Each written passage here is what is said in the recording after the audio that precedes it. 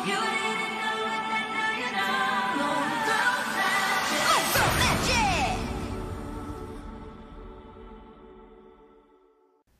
Hey everyone, Rascal here, and welcome to another Rascal Reviews for Superhero Month. And today is one I've been wanting to do for a long time on my channel. And yes, we've done a couple for Paul's animation as well, but I really wanted to cover on my own channel as well.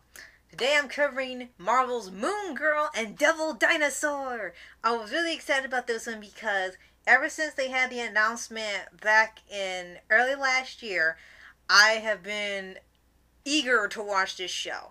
It premiered in February of 2023, and it ran for about 20 episodes, and the season has been done for a little while now. It finished airing like long before July. They had all the episodes put out nearly at once on Disney Plus. They started releasing them in batches, and then they had them once a week on TV on Saturday mornings. But then it was reduced from 2 episodes to 1 episode after February was over, which is a little odd, but hey, that's Disney's decision. You can kind of figure out that for yourself.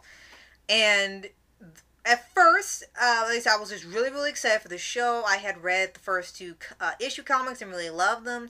I was excited to see an adaptation of it and add them to my Underdogs team because I really adored the characters. And it's pretty clear when you see the comic and the TV show that it's pretty different from each other. The comic is a little more serious. It is meant to be lighthearted and fun. But the TV show really wants to make it like you're watching a Saturday morning cartoon. Something really wild, really fun, really colorful.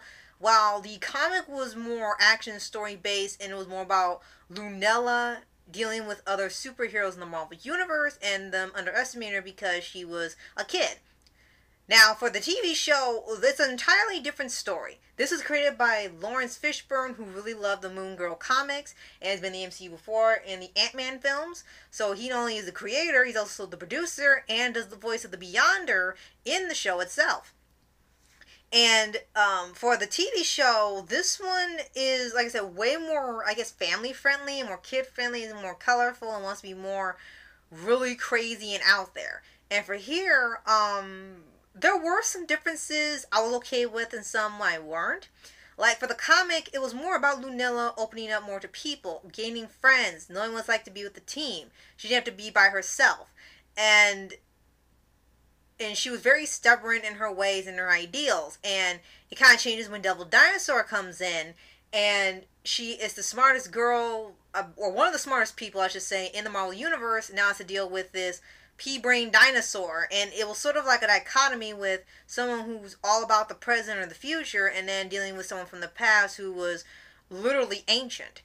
And it was a pretty good idea to have them work off of each other from literally past and future coming together.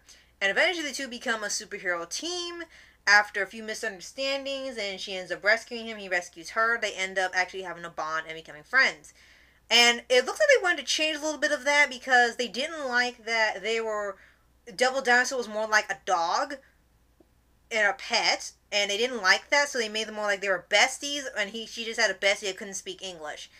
Which was strange because Devil still acts like a dog in the show, so I'm not really sure why they made the statement, but they left him still acting like a dog in the cartoon, which I didn't really get, but hey, they at least kept it to that.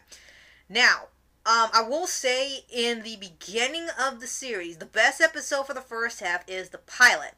And then, as it goes on, depending on how you view certain topics that they discuss in the show, they kind of lean towards more of modern day issues like gentrification, hair for African American people, peer pressure, listening to others, relying on others, how you are can you fit into your community, dealing with online trolls and not letting them get to you.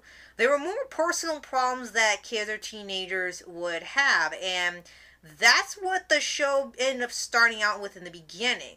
Now, for me, I kind of was a little put off by it, not because I have a problem with them discussing these issues in cartoons and having heavier subject matter like the Proud Family and having kids understand and learn about them.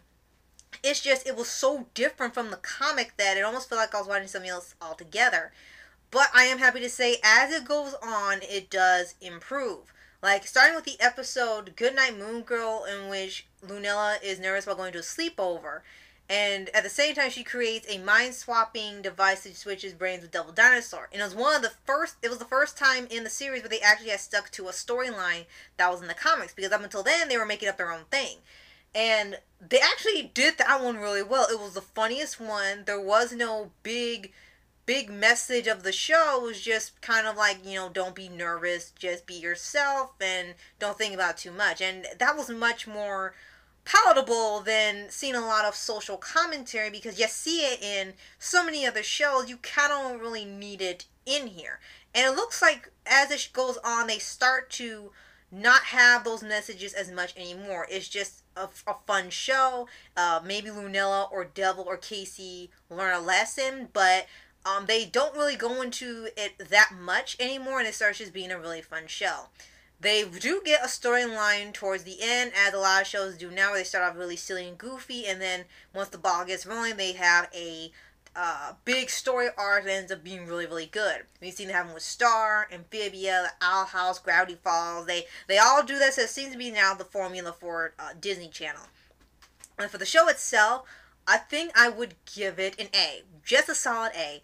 Not an A plus or an A minus, because it took a little bit for me to really get into it. But I am glad it has improved and gotten better towards the end. I can't wait for season 2, because it was hard to avoid spoilers when this was on. I know there's not a lot of people that know about Moon Girl and Devil Dinosaur. If you read the comic, it is different from the show, but I think you will like watching and reading it. Just be sure you know that there are like two completely different things. The show kind of acts more like a reboot of the story rather than a direct adaptation. There are more things they start adapting as the comic goes on, and it starts to improve and actually have some pretty good humor. It does go pretty fast, so you might want to take your time with the show. If this is not your type of show where it's like Rise of the TMNT, where there's a lot of noise and color and up and down everywhere, you might not like it. Though I will have to say, Flying Bark Studios has done a great job on every show they've been doing animated. And sorry, I do not really care for Rise of the TMNT, but I have to say their animation was always on point, and they really knocked it out of the park with their film. And Moon Girl is getting the same treatment, where it looks spectacularly animated the entire time. It doesn't look cheap or anything. The worst it has is that sometimes they don't like to animate leg movements going forward, because they said that's the hardest to do, and it saves more time with just them sliding, and it just looks more like a style. So hopefully they get more adjusted to having the legs move as it goes on. For the show itself, I love it. I ended up really, really loving it. I was excited from the time it was announced. And then when it came out, I was a little hesitant on the show. But I am happy to say that it is awesome. It's fantastic. It's Disney's best Marvel show out right now. It's not even a Disney Plus show right now. And I love the direction they went. I love how bright and colorful it is. I love how it looks like a comic book. I am really loving that more movies are adapting either the Spider-Verse animation, or like how the comic book animation, and everything always looks like you're watching a comic being animated. Not just a motion comic where it's just some stills. I mean, we're looking like the comic book is moving right in front of you. And I love that shows and cartoons are really doing this now, especially with Kid Cosmic, My Hero Academia, Rise of TMNT, and Moon Girl now. I'm really loving this style, and I love that more shows are getting to this with their superhero shows, so it looks way more fun and engaging as you're watching it. So, I know not a lot of people know about these two characters outside from the comics. And Devil Dinosaur only made an appearance in one of the Hulk shows in Marvel, but Lunella didn't really exist until years later. So, if you have not seen Moon Girl and Devil Dinosaur, I definitely recommend it. You can see the first few episodes on YouTube for free on the Disney Channel on YouTube. Or you can go to Disney Plus and watch the entire series, well, season I should say, and wait for season 2. And if you have seen the show, let me know what you think in the comments below. Did you love it too? Did you not really care for it? Was it not your type of thing? Or did you really hate it and just couldn't get into it? Which I can understand in a way, especially when you see the first few episodes where it's just really disorganized and has to really find its footing as it goes on.